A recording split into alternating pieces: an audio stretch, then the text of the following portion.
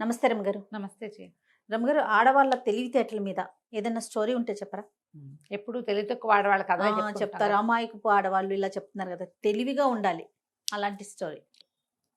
ఒక ఊళ్ళోనట ఆ రోజుల్లో పాతకాలంలో ఎలా ఉండేదంటే ఓ 50-70 ఏళ్ల క్రితం మనకి టీవీలు పాడు ఏమున్నాయి అప్పుడు. అవును. సినిమాలు కూడా చాలా ఊళ్ళకి తెలియదు. ఈ హరికథలు, బుర్ర కథలు ఇలాంటివి కాలక్షేపంగా ఉంటుండేవి. అయితే ఆ కాలంలో ఒక హరిదాస్ గారు ఒక ఆయన ఊరూరా వెళ్ళి ఆ ఊళ్ళలో కాస్త మాట్లాడుకుని పెద్దవాళ్ళతోటి 40 రోజులు పాండవ ఉద్యోగ విజయాలు చెప్తానని, మహాభారతం చెప్తా, రామాయణం చెప్తా, భాగవతం చెప్తా, ఇంకేవో పురాణాలు, బ్రహ్మాండ పురాణాలు అవి చెప్తానని మాట్లాడుకుని ఓ 40 రోజులు ఆ ఊళ్ళో బస చేసి, లేదా 30 రోజులు, 20 రోజులు, కొన్ని రోజుల పాటు ఆ రోజు హరికథ చెప్పి డబ్బులు తెచ్చుకునేవాడు. దీంతో పాటు ఓ మృదంగిష్టు, తబలా అంటే డోలు వాయించే ఆయన, తర్వాత ఏమో ఒక తంబూరా, ఒకళ్ళు దీనికి అనుగుణంగా వీళ్ళిద్దరూ, ఈయన చిడతలు వాయిస్తాడు కదా, ముగ్గురు కలిసి తిరుగుతూ ఉండేవాళ్ళు ఊరూరా.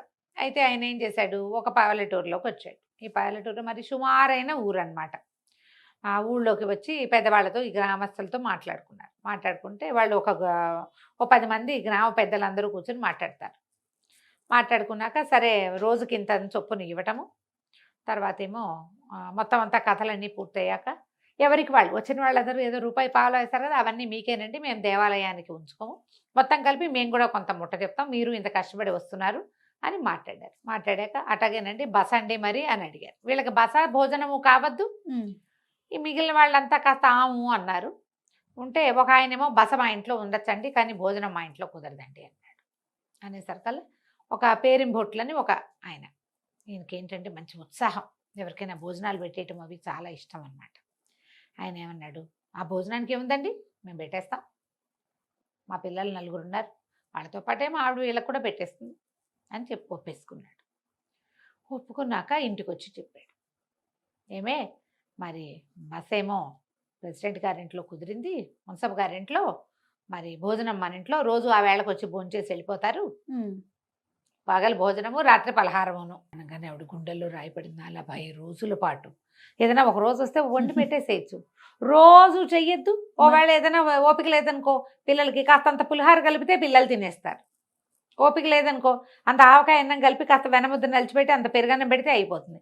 3 పెద్దవాళ్ళకి ఆవకాయ అన్నం పెడతామంటే ఏమైనా బాగుంటుంది, బాగుండదు. ఏం చేయాలో తెలియలే ఆవిడకి. బాగా ఆలోచించి సరేలేండి ఏముంది, ఈవేళ మొదటి రోజు కదా, మరి ఇవాళ మన ఇంటికి భోజనానికి రమ్మనండి, నేనేం చేస్తానంటే కాస్త సగ్గుబియ్యము పాలు అవి పట్టుకురండి, పాయసం చేస్తాను, అక్కడి నుంచి పూరీలు చేస్తాను అని చెప్పేసరికల్లా సరేనంటే ఈవిడ ఏం చేసింది, అంత వంట ఏం చేయలే, జాగ్రత్తగా. ఈవిడ పేరేంటంటే పట్టమ్మ గారు. పట్టమ్మ. 3 పిల్లలు, 3 కూర్చోబెట్టుకుంది. వంటింట్లో కూర్చున్నాక ముందు పాయసం చేసింది, ఒక గిన్నెట్ చేసి అక్కడ పెట్టింది, పప్పు కూర చారు చేసేసింది. వంట అయిపోతూ ఉండగా వాళ్ళు వచ్చారు. 3 వచ్చేసరికల్లా 3 వచ్చి వాకిట్లో కూర్చున్నారు. భోజనం వేళ అయింది కదా, మరి 12 గంటలు అయితే రారు, భోజనం వేళ అయింది. ఈ భర్త గారు లోపలికి వచ్చి ఏమో ఎంతవరకు వచ్చిందంటే, వంట అయిపోయిందండి, దాని ఏముంది, మనకు అసలు విస్తరాకులు లేవు, ఇంట్లో ఒక్క ఆకు లేదు, విస్తళ్ళు లేకుండా ఎట్ట పెడతాం, పోయేట విస్తరాకులు కోసూరండి అన్నది. ఆ విస్తరాకులు అంత దగ్గరలో లేవు, ఇంకా 12 1 గంట దాకా సమయం ఉంది కదా, సరేనని ఈయన విస్తరాకుల కోసం బయటికి వెళ్ళిపోయాడు. వీళ్ళు 3 ముందు సావిట్లో కూర్చుంటే ఈవిడేం చేసింది, పూరీలకి పిండి కలిపి పూరీలు ఒత్తి పక్కన వేయించేసి పక్కన పెట్టేసి, పూరీల వాసన వస్తుంది లోపల నుంచి. ముందేమో సగ్గుబియ్యం పాయసం చేసింది, సగ్గుబియ్యం పాలల్లో ఉడికి పంచదార పడేసి కాస్త ఏలకపొడి పడంగానే వాసన రాదు, తీపి వాసన వస్తుంది. సంతోషించారు, అమ్మయ్య స్వీట్ ఏదో చేస్తారు. పూరీలు ఒత్తిన సౌండ్లు, టప్పు శబ్దాలు, వేయించిన శబ్దాలు, వాసనలు వచ్చినాయి. ఆ తర్వాత ఏం చేసింది ఈవిడ, అంత పూరీ ముద్ద పక్కన పెట్టి 3 బొమ్మలు చేసింది. బొమ్మలు చేసి ఓ పీట వేసి, పీట మీద అదే ఈ పూరీలు పీట ఉంటుంది కదా, 3 బొమ్మలు పెట్టింది. అమ్మ వీళ్ళు 3 ఎవరే అని అడిగాడు పిల్లాడు. ఏముందిరా, ఇగో ఈయనేమో హరిదాసు, ఈయనేమో మృదంగిష్టు, ఈయనేమో తంబూరా అని 3 బొమ్మలు చూపించేసరికల్లా పిల్లలకు మంచి ఉత్సాహంగా ఉంది. వీళ్ళేమో వంటింటి నడవాలో కూర్చున్నారు.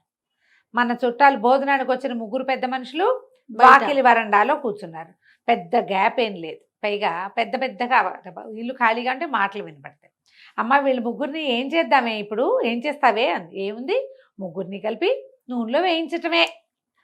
ముందు ఒకటి వేస్తానా, ముందు ఎవరిని వేస్తాను, హరిదాసుని వేద్దాం ముందు అంతే. అనగానే పిల్లాడు అన్నాడు, వద్దు వద్దు, హరిదాసుని నేను తిన్ను, నాకు తబలిస్టే కావాలి, ఆ మృదంగిష్టు ఎంత బాగుందో, ఎంతో బాగున్నాడు, వాడిని నూనెలో వేసేయమ్మా. ఇంతలో ఏమైంది, ఇప్పుడు బొమ్మ ఎత్తి ఇంత చిట్టి బొమ్మ చేసిన నూనెలో వేయగానే సల్లమని శబ్దం వస్తుంది కదా. అడిగిపోయారు, ఏమిటి వేయిస్తారా, వీళ్ళు ఏం రకమో, 40 రోజులు భోజనానికి ఒప్పుకున్నప్పుడే ఎటా పెడతారా అనుకున్నాం. అక్కడి నుంచి మా అమ్మ వేయించిన తర్వాత ఏం చేస్తావే అంటే, ఏముందిరా ఈ పొయ్యి మీద పెద్ద గిన్నెలో పాకం పెట్టాను కదా, పాకం పెట్టి ఈ వేయించాక పాకంలో పట్టడం, అక్కడి నుంచి ముక్క ముక్క కొరుకు తినేయటమే అంతే. అనగానే అడెళ్ళిపోయారు, ఓరు నాయనా ఈవిడ ఇంత నూనె పెట్టింది, నూనె పెట్టి మన ముగ్గురిని 3 పక్కల వేయించి తర్వాత పాకం పట్టి తింటారు కాబోలు వీళ్ళు, అయ్య బాబోయ్ ఇంకేముందని చల్లగా వెళ్ళిపోయారు బయటికి. ఈవిడేం చేసింది, 3 బొమ్మలు వేయించేసింది, పక్కన బెల్ల పాకం పెట్టింది, పాకంలో వేయించేసి పిల్లల ముగ్గురికి ఇచ్చేసింది. పిల్లలేమో ముక్కలు విరుచుకు తినేస్తున్నారు. భర్త వచ్చాడు. భర్త వచ్చి, ఏమే భోజనాలు పెట్టేసావుటే అన్నాడు. ఏ భోజనాలు, వంటంతా అయి కూర్చుంది, మీరు రాలేదని ఇంకా పెట్టలేదంటే అంది. విస్తళ్ళు కుట్టు వీళ్ళు ఎటో వెళ్ళారు చూసొస్తానన్నాడు. ఎటు వెళ్ళారు, ఎంత వెతికినా కనపడరే వాళ్ళు. చెరువుకి వెళ్తామన్నారు, ఏమిటంటే నాకేం చెప్పలేదండి, సావిటో కూర్చున్నారు, మంచినీళ్ళు పంపించాను తాగారు, 3 చెంబులు ఉన్నాయి మంచినీళ్ళు చెంబులు, విసినకర్రలు పంపించాను విసురుకున్నారు, 3 విసినకర్రలు ఉన్నాయి. మంచినీళ్ళు తాగి విసినకర్రలు విసురుకున్నాక స్నానానికి వెళ్తారా, ఎవరైనా వెళ్ళరు. ఏమైపోయారు, సరే అక్కడి నుంచి ఈయనన్నాడు, బసదకి ఏమైనా బట్టలు తెచ్చుకోవడానికి వెళ్ళారేమోనే, ఏ గావంసానో తెచ్చుకోవడానికి మర్చిపోయి ఉంటారు, మడిగట్టుకోవడానికి పోయి చూసొస్తానన్నాడు. బసకెళ్తే చెంబు తప్పేలా వాళ్ళవేమీ లేవు. వాళ్ళు ఏం చేశారు, ఈ ఊళ్ళో ఎట్లాంటి పరిస్థితులు వస్తాయో పొద్దున అడగంగానే ఒప్పుకున్నారు, వీళ్ళు 7 గంటలకు వచ్చారు, అడగగానే ఒప్పుకున్నారు, వెళ్ళి భోజనాలకి పిలిచేశారు. వీళ్ళు ఇంకేమైనా చేస్తారేమోనని వాళ్ళు ఏం చేశారు, ఆ బసకి పరిగెత్తుకుంటూ వెళ్ళి వాళ్ళ ముగ్గురివి సామాన్లు ఉన్నాయి, 3 సంచులు, తంబూరా 1, అక్కడి నుంచి మృదంగం 1, మొత్తం తంబూరా మృదంగంతో సహా బయటికి వెళ్ళిపోయారు. ఈయన ఆశ్చర్యపోయాడు, ఇదేమిటి ఇటా అయింది అని. అంతా వెతికాడు, ఎక్కడా కనపడలేదు. వాళ్ళని వెళ్ళి అడిగితే 3 సామాన్లు వేసుకుని గుర్రబండి ఎక్కినట్టు కనపడింది, ఒక పల్లెవాడు ఎవరికో. వెళ్ళిపోయారు. ఈయనకు అర్థం కాల. తీరా ఇంటికి వచ్చి, ఏమీ బోళ్ళంత వంట చేసుకున్నట్టు పిచ్చిమొహంలాగా వీళ్ళు ఎందుకు వెళ్ళిపోయారునే అన్నాడు. అనేసరికల్ ఏం పర్వాలేదులేండి, మా అక్కయ్య వాళ్ళ ఇంటికి పూరీలు పాయసం అవి పంపిస్తాను, ఏం కాదులేండి. అది మొగుడికి గిన్నెలు చూపించాల, ఆవిడ వండిందంత భార్యాభర్త 3 చిట్టుపిల్లలకు కలిపి వండుకుంది అంతే. తన వరకు ఆయనకు అన్నం పెట్టి స్వీటు పాయసం పూరి పెట్టింది. అయ్యో ఇంత చక్కటి పాయసం, ఇంత చక్కగా వేసిన పూరీలు, ఇవన్నీ మిస్ అయిపోయారే వాళ్ళు, ఏమిటంటావు, ఏదైనా పనుండి వెళ్ళారంటావా, ఏమీ ఉత్తరమైనా ఒక కాగితం ముక్కైనా రాసి పెట్టలేదని ఆయన గింజుకుంటూనే ఉన్నాడు. కానీ ఆవిడ చిన్న నవ్వుకుని చిన్న కప్పులో పాయసం పెట్టుకుని వాళ్ళ అక్కయ్య గారింటికి పిల్లల్ని వేసుకుని వెళ్ళిపోయింది. ఆవిడ తెలివి చూడండి. సింపుల్గా వాళ్ళు ఇంకా 40 రోజులు తను వండవలసిన పని లేదు, అవసరం లేదు, వాళ్ళని నోరెత్తనివ్వకుండా తెలివి ఏమీ చేయకుండా ఇలా చేసే ఆడవాళ్ళు లేరా జయ? ఇప్పటికి ఉన్నారంటారా రమ్మగారు ఇలాంటి తెలివితేటలు? ఇప్పటికీ ఉంటారు జయ. నో చెప్పకుండా చెప్పకని దాన్ని ఏమంటారంటే రివర్స్ సైకాలజీ అంటారు. మనం ఒక వీడియో చేసాం రివర్స్ సైకాలజీ మీద. అవును, ఇలా మాట్లాడతారు తెలివిగా. నాకైతే అంత బాగా రాదు, అక్క అయితే చాలా బాగా చేస్తుంది అంటాం. అంటే ఇంకా నేను చేయనంటారు, అవన్నీ నా వల్ల కాదు, మాకైతే మేకైతే చేయించుకోండి అనరు. అనకుండా నాకేమొచ్చు, అంత బాగా చాలా సాటిస్ఫైయింగ్గా చేయలేను, అక్క బాగా చేస్తుంది. మంచిదేనంటారు రమ్మగారు. మంచిగా చెడ అడగకూడదు నువ్వు, అంటే గొడవలు రాకుండా ఉంటాయి అంటారా? తెలివి తమ మీదకి రాకుండా ఎవరి మీదకైనా తోసేయగలరు వాళ్ళు. తెలివితేటలు నువ్వు తెలివిగల ఆడవాళ్ళ కోసం అడిగావు కదా, అంతే. ఇది ఒక తెలివి, సూపర్ తెలివి. అంటే నేనే చేశానని తెలీదు. 2 అబ్బాయిలు 1 అమ్మాయి. ఆ పిల్ల భలే తెలివిగలదనమాట. చటుకుని దాని పేరు వచ్చి గుర్తు రావటం లేదు నాకు. హిందీ పిక్చర్. ఆ అమ్మాయి అన్నిటికీ తను చేసి నీ ఫ్రెండే చేశాడని ఫ్రెండ్ని వాడిని సెపరేట్ చేయడానికి ఎంతో తెలివిగా చేస్తుంది.